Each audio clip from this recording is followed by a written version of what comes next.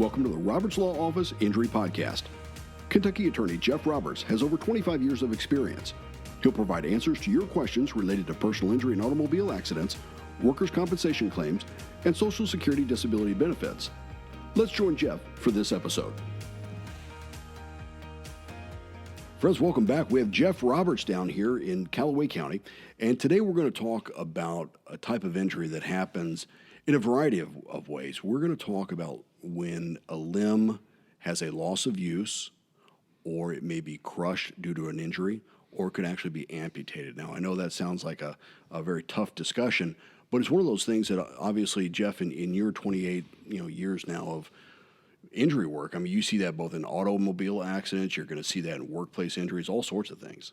Absolutely. I see crush injuries a lot in workers' compensation claims where a piece of equipment, they're moving a piece of equipment and it falls off the rollers or something of that nature, or a lot of equipment now has, especially mobile equipment, has the stabilizing arms, and I've represented individuals who's unfortunately had their foot underneath the stabilizing arm when it was let down, and they were focused on something else, and the person letting the stabilizing arms down weren't paying attention to what they were doing, and the person ended up with a severe crush of their foot.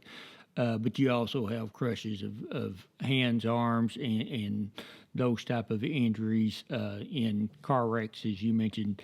You can have severe loss of use injuries from motorcycle accidents as well from there, and those can be very, very devastating. They are very, very devastating injuries to whoever receives those type of injuries. When we refer to the term loss of use, we're talking basically it's almost as if the limb itself is paralyzed, right? Correct. And you can have a significant loss of use, if not a permanent loss of use, from an injury. From of a limb, from nerve damage to the limb.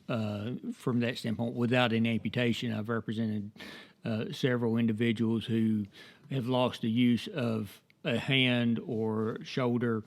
In that regard, that when you look at them, you don't see any damage there, but the nerve damage prevents them from being able to use that limb like they should be able to use that limb. And what would that be a sudden impact? Would that be a deep laceration that severs the nerve? Or, I mean, in your experience, typically, how does that happen? It can be a variety of things, to be honest. You can have a deep laceration that severs a nerve, and even though they can reattach nerves now, it doesn't heal well, and the person loses function.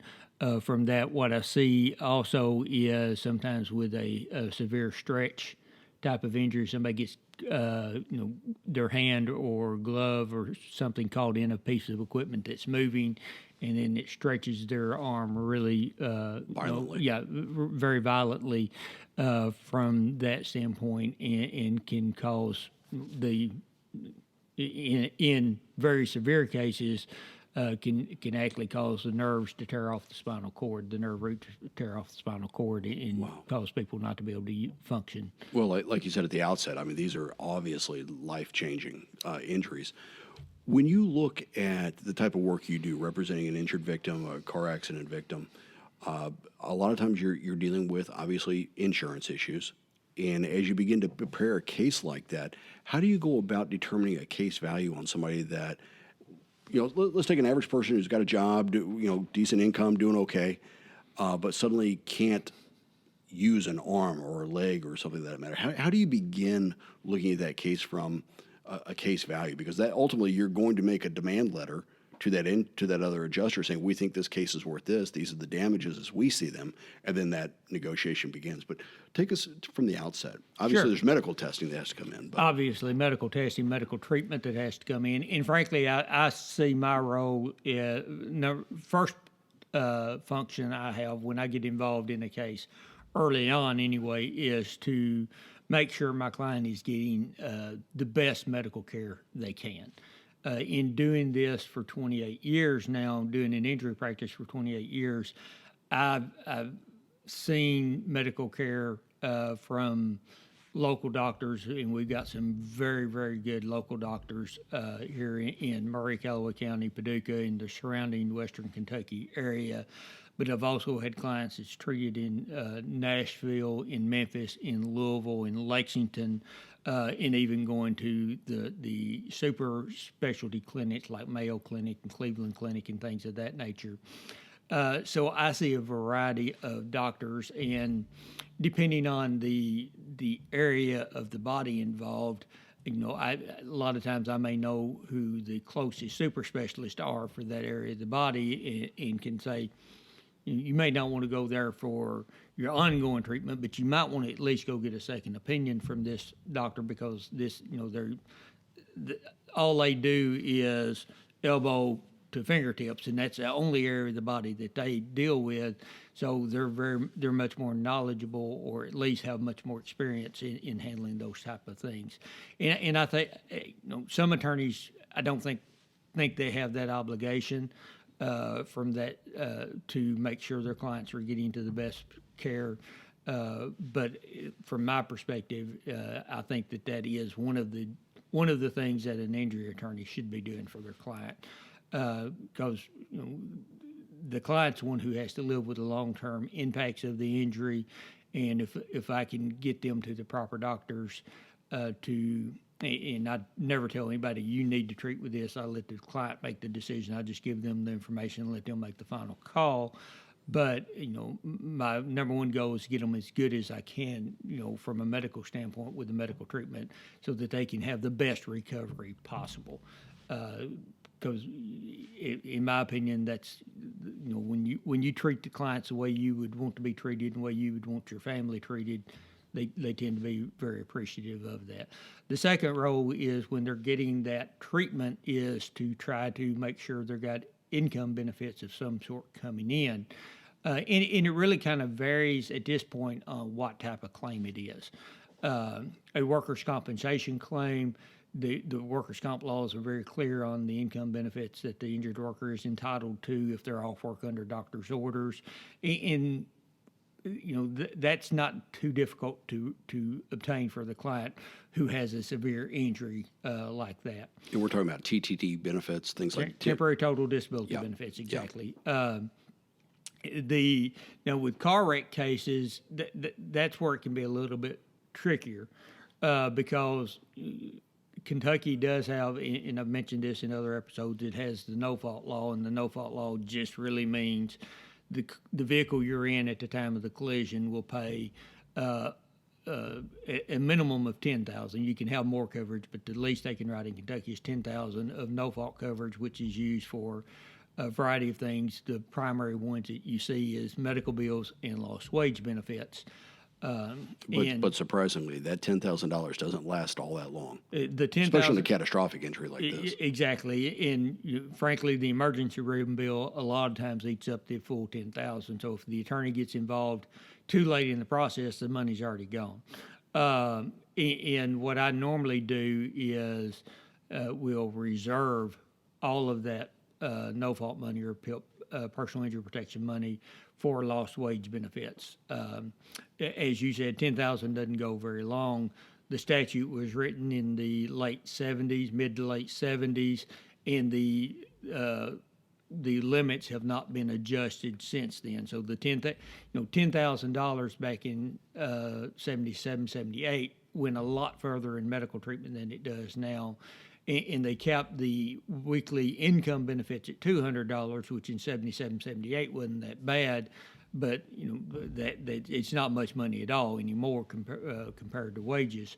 And so, but $200 a week coming in is better than $0 coming in. And of course, this is a segue out of this topic, but that's another reason for some people should start looking at short-term and long-term disability insurance on their own or through their employer, because that can be another supplement that could come in, correct? Absolutely. I am a big believer in having short-term and long-term disability insurance for that very reason, because if you're injured outside of the workplace where workers' comp is going to pay the income benefits to you, then most people don't have that any type of coverage that's going to pay car insurance doesn't pay a whole lot for lost income while it's being incurred. Now, ultimately, that's one of your items of damage that you can recover is your past lost wages and your impaired capacity to earn in the future. But it may be 2 years down the road before you get that money, and your house payment and your car payment and your insurance payments are coming due every month, and they're not going to wait 2 years down the road. So having that coverage can help it will certainly help with financial stress caused by an injury. Right, right. And that's what it's for. Yes. So I mean, that's one of those policies that you may have or you may be thinking about getting. It's probably worth it when you actually need it. Hopefully you never do. Yeah, at the very least, price it. Right. And right. see, and if your employer offers it with a small copay, here at my office, I provide that type of coverage for my staff. For that very reason, I've seen what it's done with my clients, and I don't want my employees to run into that same problem. And I think there's a small percentage of that they have to pay as well. But that if your employer offers any of that type of coverage, look into that and take it out. But then when you get to what the value of the claim is, again, that varies depending on the type of claim that you have. Workers' compensation in Kentucky and any other state that, as far as I'm aware, does not allow for pain and suffering damages. Car wrecks and motorcycle wrecks in other types of injury, personal injuries, where you're suing a third party for negligence, you can recover pain and suffering in those. So the value from a car wreck case that results in a significant loss of use is going to be valued differently than if it's from a work-related injury. Well, and that brings up an interesting segue kind of back into the main topic here, where we're talking about loss of use, where we're talking about amputations, crushes, things like that. Different, the same injury can have a different value for a different occupation. If I'm a line worker and I lose a finger, that's one issue. But if I'm a surgeon and I lose a finger, that could impact my ability to perform differently. Is that generally true? Yes, it's true. Your occupational disability from a crush injury will vary based on what you do for a living. From that standpoint, and will vary. It will affect the value of the claim because one of the damages is lost income and impaired capacity to earn. I'm an attorney. If I was involved in a injury where I lost my index finger, that would affect me a little bit in writing and things of that nature. If it's on my left hand, because I'm right hand dominant, it would have very little effect on me, and probably would not have any loss of income or impaired capacity to earn because of that injury. But if you're talking about somebody who is a mechanic that uses both hands all the time and has to use their left hand for fine manipulation, that is going to have a much greater impact on that individual than it would on me. And so their lost income and their impaired capacity is going to be much greater than mine would be for that same injury. Right.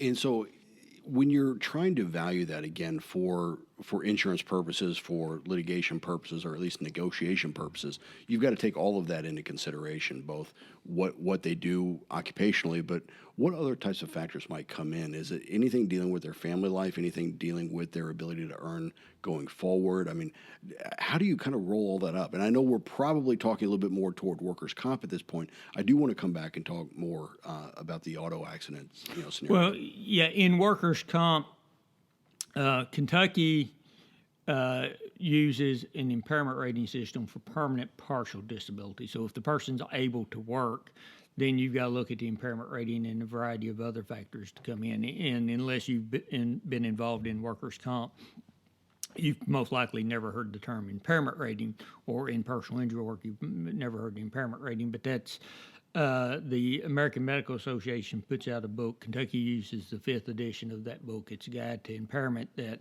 talks about how the body's been anatomically changed by an injury. And in the book, when you look at the book and read it, first chapter or second chapter, I can't remember which one now, it says this talks about anatomical injury. It's not occupational disability. These aren't the same.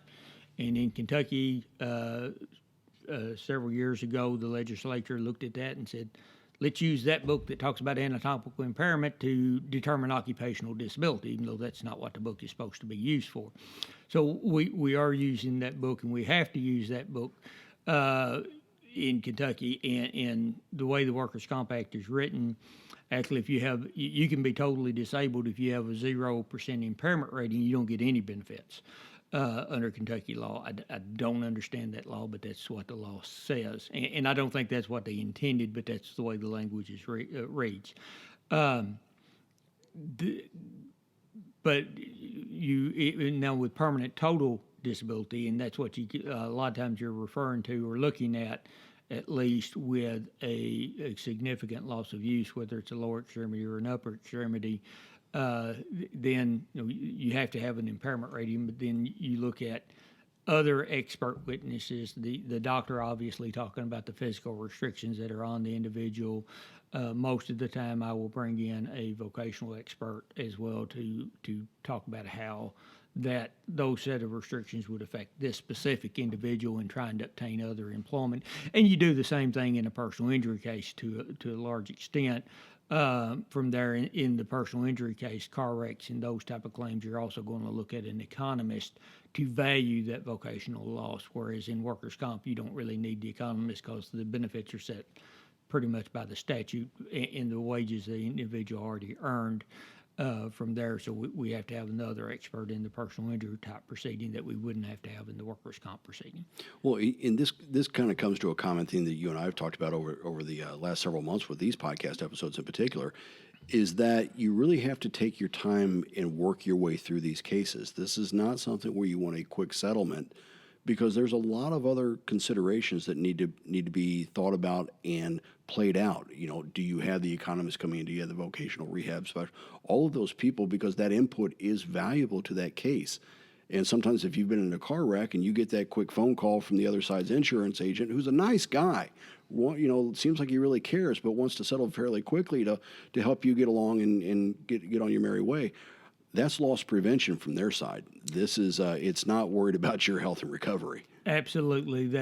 Anytime the insurance company is, well, I won't say anytime, nearly every time the insurance company is wanting to settle a claim very quickly after the injury, the insurance company is doing that because they believe, and in all likelihood, it's in their financial interest to settle early, because you don't know what all your damages are. And a week, 2 weeks, 3 weeks, a month, 6 weeks out from an injury, you still don't know what your injuries are. You don't know if you're going to have surgery for something or not. Multiple surgeries. Or multiple surgeries from that standpoint. So, and I have people call me up all the time saying, I had an injury 2 weeks ago and the insurance company's wanting to settle, and they've offered me this amount of money. Is that a fair settlement? And I get to talking to them, and they're still treating. And I tell them, well, first off, right, if you were my client right now, I would say it's way too early to talk settlement. You're not at maximum medical improvement. We don't know what your permanent damages are, so we don't even need to be talking settlement at this point. But getting back to what you were talking about as far as it takes time, and I have this conversation with clients. First off, I've got to wait till the client does reach maximum medical improvement before I ever start talking settlement with my client or with the insurance company. And maximum medical improvement for some injuries may be 4 months, 6 months down the road. If you've got a major crush injury, loss of use, or amputation type of injury, then you're looking at a year and a half or so down the road before you're going to get at maximum medical improvement for us to even start trying to value what the permanent damages are that you've suffered from this injury. And the other side is the experts kind of build on themselves. I have to have the doctor's restrictions before I can have a vocational expert give me the vocational loss. I can't do those at the same time because the vocational expert is using the doctor's restrictions to determine the vocational loss.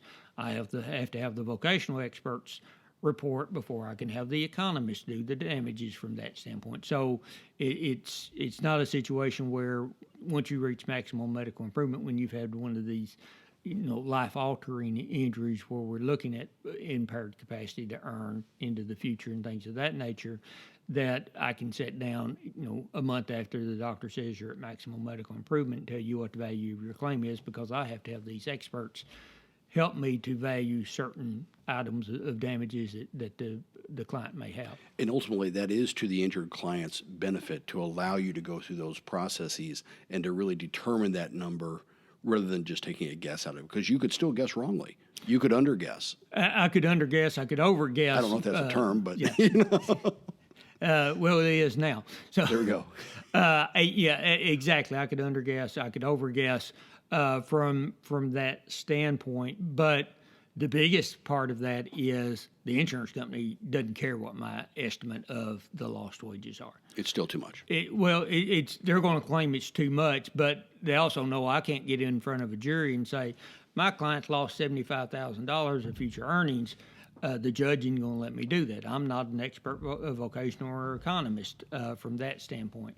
And so the way to get the most value for the client on a claim is with documentation, right, and having the experts document it. So even if I am right on it, the insurance company's not going to, without the documentation to back it up, the insurance company is never going to properly value that claim. And you always proceed, or at least the attorney should always proceed, as though the case is going to try in front of a jury. And so you need to have all of your ducks in a row from there. And it's, in my opinion, it's a whole lot easier and better to get my ducks in a row at the start than instead of trying to line them up 2 months before trial. Because your client's going to be damaged in the end if you do that. That makes a lot of sense. And realistically, if it's a workplace injury, at least TTD benefits are still going during this long period. TTD benefits will go until the client reaches maximum medical improvement. Right. And one thing we haven't brought up, but that is important for the attorney and the client to consider with these types of injuries is, depending on the nature of the injury, but if it is a totally disabling injury or potentially totally disabling injury, is then coming in and looking at whether the client needs to file for Social Security disability benefits. Right, which is another area of your practice. You're I won't say unique, but I said that there's not that many attorneys that really handle personal injury plus comp, workers' comp, plus Social Security disability. I mean, you're special in that regard. I can't say specialized because of the advertising rules, obviously. But it's kind of nice when you can control that. And we've actually done an episode on that before. Correct.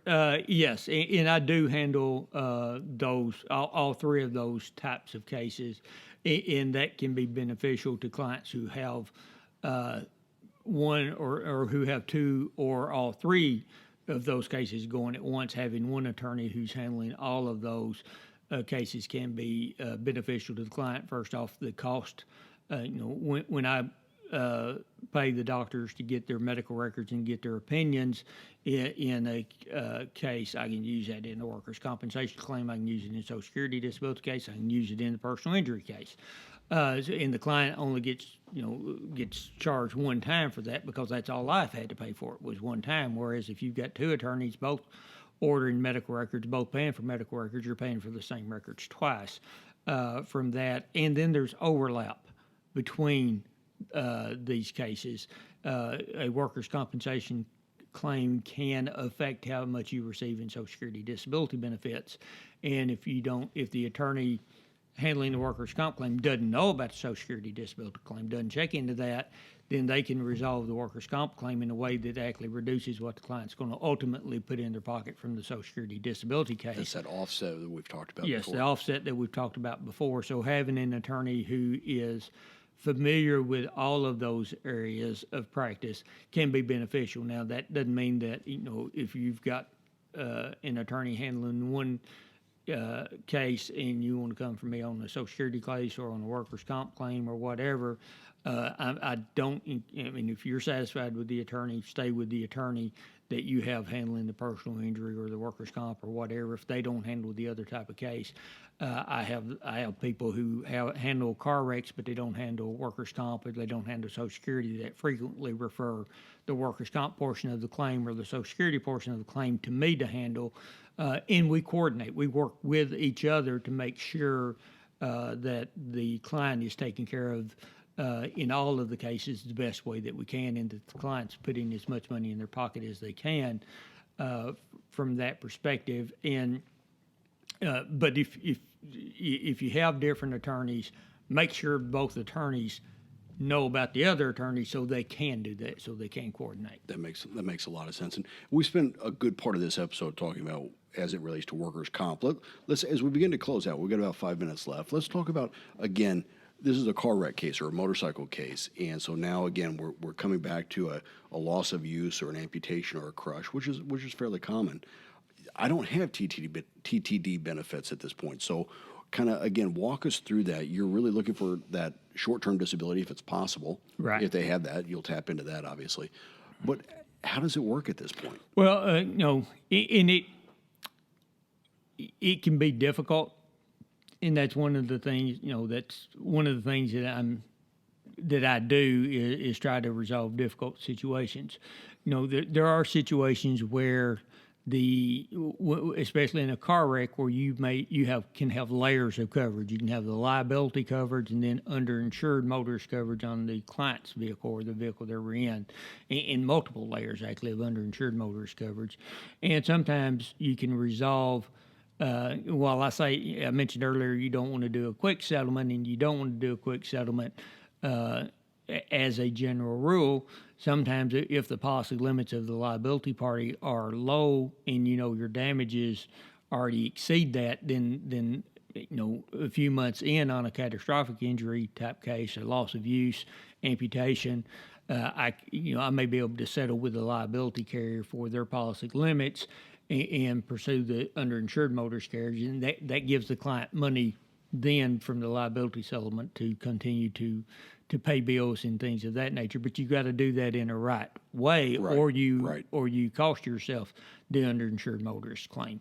In that, and I've talked about that in other episodes as well.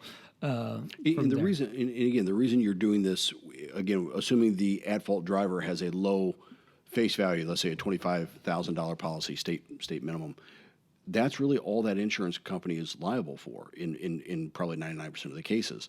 So if you've got policy limits, there's nothing more you are really going to be able to get from that carrier. So settle that part out and at least get some cash flowing. Correct. If the insurance limits are $25,000, liability limits are $25,000, unless the insurance company commits bad faith, that's all they're going to have to pay. You can try the case and get a jury award of $1 million. That insurance company only has to pay $25,000. Now, the at-fault party, if you haven't settled for the liability limits, the at-fault party is responsible for the rest of it. But the at-fault party, unless they are someone who's wealthy, and if they're wealthy, then they've got a lot better insurance coverage than that, and they most likely have an excess policy as well that you can access. Sort of an umbrella policy. Yeah, exactly. Yeah. And but if they're not independently wealthy, then trying to collect from the at-fault party anything over what the insurance limits are is not likely to occur, because they will, even if it's only if it's $25,000 limits, you got a $50,000 verdict. So they're responsible for $25,000. Instead of paying my client $25,000, they're going to take $1,000, go see a bankruptcy lawyer, and my client's not going to get a penny. Right. And that's shameful, but it's possible you can actually bankrupt out a liability like that. There's a few that you can't, but most are bankruptable. Yeah. Yes. Jeff, buddy, I appreciate your time again. Every time we get together, I know you're busy. You come in with a stack of papers and you're flipping through them, and I know you've got a lot going. So once again, thank you very much for your time on this episode, and I look forward to talking to you again here soon. Thank you, Jim. Absolutely. Bye-bye. Thank you for listening to the Roberts Law Office Injury Podcast. Jeff will return in 2 weeks. Until then, he invites you to visit jeffrobertslaw.com and follow his firm on Facebook. At the Roberts Law Office, you'll find a history of small town service and big city results.